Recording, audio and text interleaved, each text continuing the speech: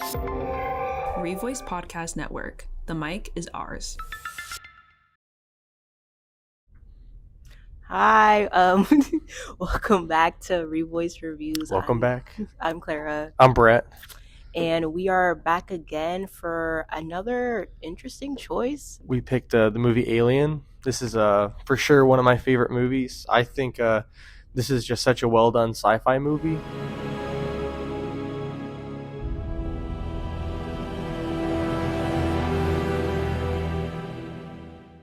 Attempt for a quick synopsis. It's like basically we start at like a sort of spaceship. It's like a whole crew of people.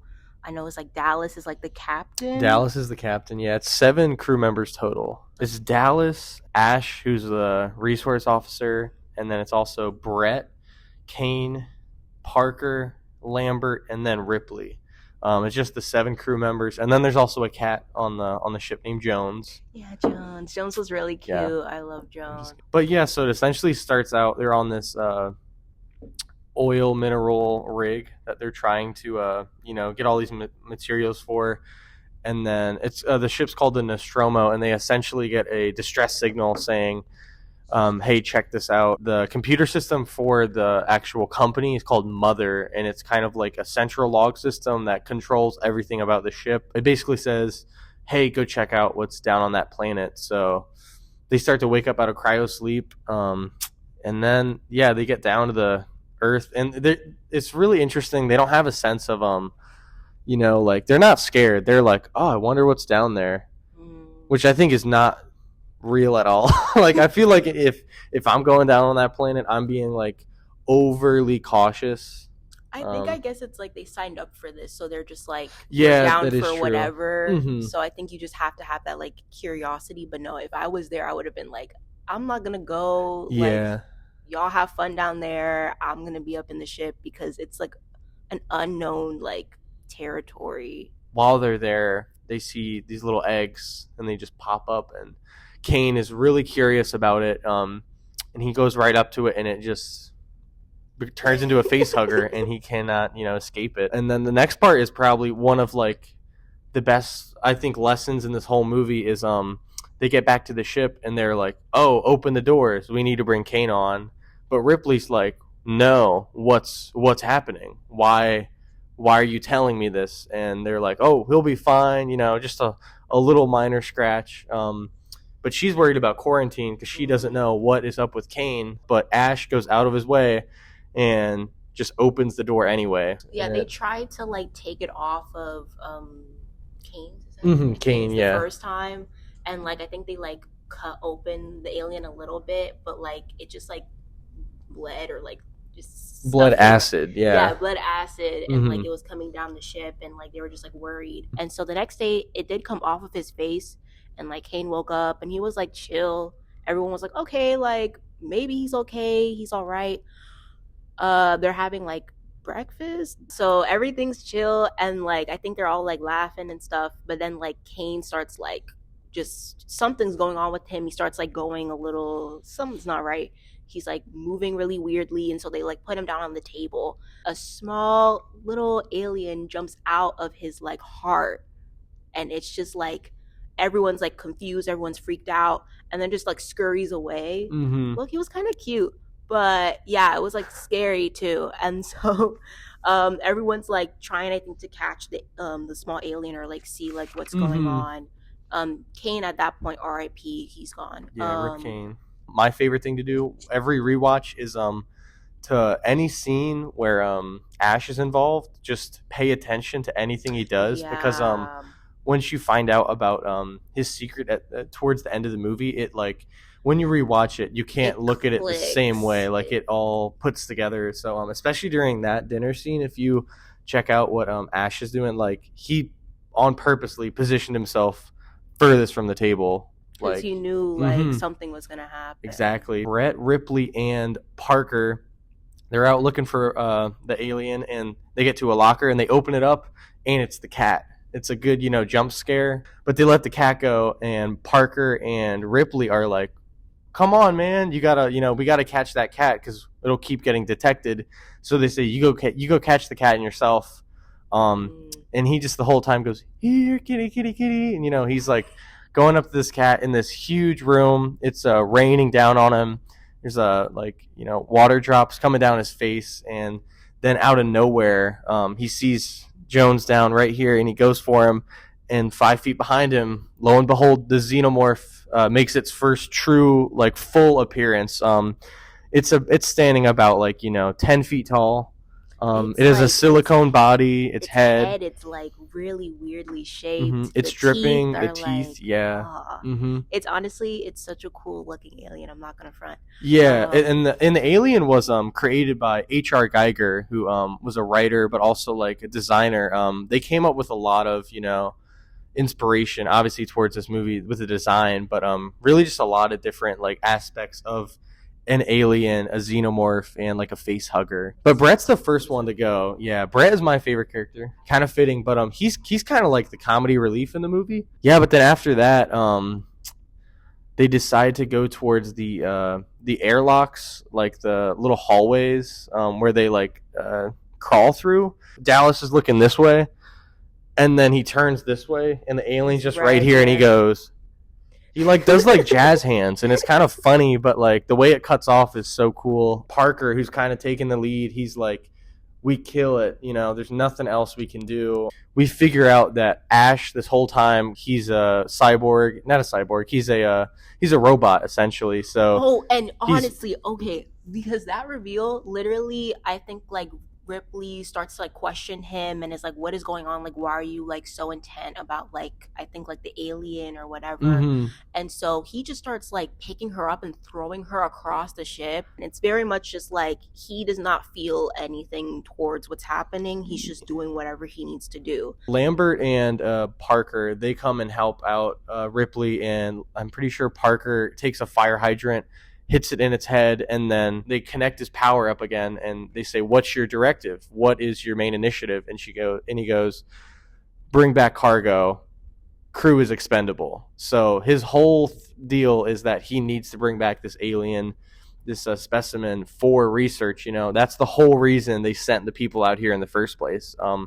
Which when you get to that point in the movie, you're just oh God, because it's just already so frightening, I mean, honestly, I was really shocked by the fact that he was a cyborg. I knew that something was off with him, but I was just maybe he just has an ulterior motive to why he's there. But I was I feel he was a scientist, so maybe he just doesn't really care. He cares more about getting the alien. But yeah, and then there's also this movie soundtrack, which is done by Jerry Goldsmith. Really ambient, really grand feeling soundtrack the whole time, kind of keeping you on your edge the whole time. Yeah, so from there, it's really just Ripley left, and she's on the ship, and she realizes, well, I gotta blow the thing up. So she decides to take the nuclear particles of the ship and put them all in a container, and then self-destruct the ship. And once she gets to a point where she tries to get back to the ship after doing that, the escape pod,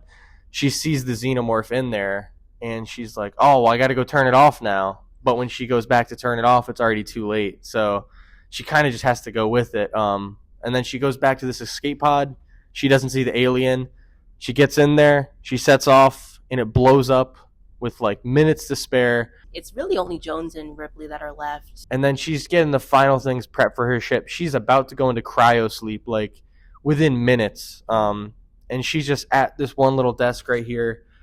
And about right here, you can see in the shot, you can see the alien's fingers. And it's really funny watching this. The alien's fingers look really it looks like moss or something. So it's really moist and I don't know. They're really stringy. So she realizes the xenomorph is in her escape pod now. But, Ripley in this moment, she's she is calm. She's freaked out, but she's very calm. And that's the one thing that, sets her free in the end. So she gets into her spacesuit, and she realizes of a way she can get out. And she ends up getting it out of the space pod. But it's really, really close. But she's really slick with it. She doesn't let, her fear get to her. But yeah, she blasts the xenomorph out into space, exploding it with the engine. Yeah, she does. And then, yeah, and then she's back on her way home. But yeah, it's such a well done ending because you feel like pretty happy, and then you're like, oh, it's not over yet, and it's a good jump. It's another good jump scare. What do you think about the ending? I liked it. I was satisfied. I think that honestly, it's like a pretty. I think the like last call in a way, it's a very cool way of like ending it because it's Yeah. just like, oh, like the last one standing. I mean, hey, I think it's just keep your calm and just focus on what you need to do, and that's what she did. Yeah, this is definitely like my favorite movie, if I can say one. The sci-fi aspect is done so well. If you look at all like the production value of this movie alone, I just recently finished all the Aliens recently. If you watch any of them, it's just like this one has the most production value. When You you watch look all at of the Alien friend, like the whole franchise. yeah, and I would say the only ones that are like pretty good is Aliens the best, but then Aliens the sequel is pretty good. Mm. Alien 3 and Alien Resurrection are pretty bad. Like What about the latest one? the latest one was really good. Definitely up there. Oh, That okay. one is good. Same with Prometheus and Alien Covenant. The newer ones, they're Mm. pretty good. But no, as for like Alien, it's just such a high production, sci-fi movie. This is 1979. It's done in such a well way.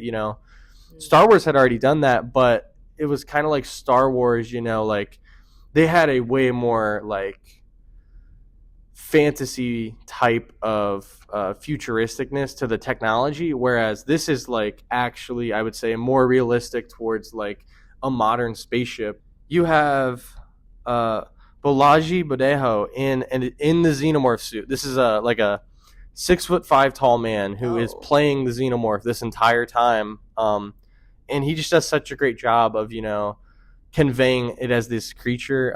It's just so well done, and compared to the other movies, it has they have an actual human in the xenomorph suit. But when you watch the later Alien movies, it's CGI'd, or it's like it's them running, so it's just like it literally looks like an animation on a screen. Bring back like practical effects, bring back special Exactly. effects, because I think like CGI and animation, I feel like having someone embody the monster is totally different from like a computer like programmed like sort of thing. And I think that you can really tell like with this movie, like the person embodied like what the creature was, the aliens, like the movements.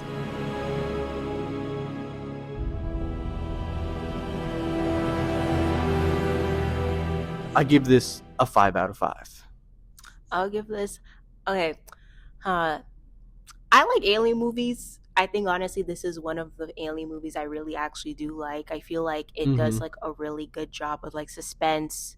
It keeps you like guessing what's going to happen. I think that I like the acting. I like the production of it all. Like the spaceship was really cool, and like seeing I think like all of the characters one by one get taken off was like really interesting, because it's just like you feel like something's gonna happen, like you feel the anticipation. And I feel like they use like darkness very well. I don't know how Yeah. to like say it, but like I think the way it's like it's completely dark, you don't know what's happening, and you feel that isolation, but you also feel like something's gonna happen. I think the music contributed greatly to Yeah, that for too. sure. There'll be moments with a great horn section or like a violin section, and it just really cuts through in the mix. I honestly would give it a 4 out of 5. Like Mhm. I like it. I like it. It's not like my favorite movie, but I think it's a movie that like I like. I honestly probably will like go looking more into the series and more into the franchise, because yeah, it's just very interesting. All right. Well, thanks for watching Revoice Reviews. I'm Brett. I'm Clara, and we'll see you next We'll week. see you next week. Thank you so much. Thank you.